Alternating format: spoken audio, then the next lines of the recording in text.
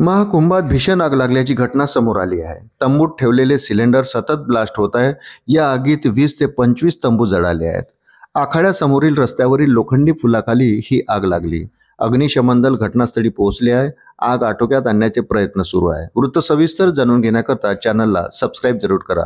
मिळालेल्या माहितीनुसार प्रयागराज महाकुंभच्या सेक्टर 19 नगरमध्ये भीषण आग लागली।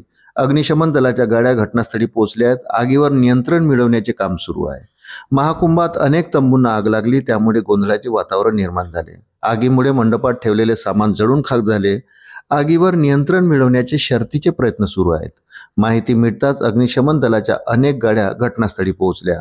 आगीमुळे काळ्या धुराचे लोट संपूर्ण जत्रा परिसरात दिसत होते। ही घटना तुलसीमार्ग सेक्टर 19 येथील असल्याचे सांगण्यात आले। अग्निशमन दलाचे कर्मचारी लोकांना बाहेर काढत आहे।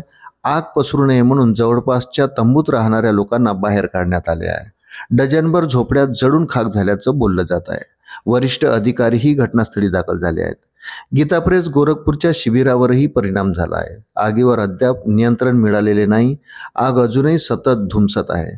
घटनास्थळी डझनहून अधिक रुग्णवाहिका आणि अग्निशमन दलाच्या गाड्या दाखल झाल्या आहेत। आगीचे कारण समजू शकले नाही। सर्व वरिष्ठ अधिकारी घटनास्थळी पोहोचले आहेत। आग विझवण्याचे शर्थीचे प्रयत्न सुरू आहेत।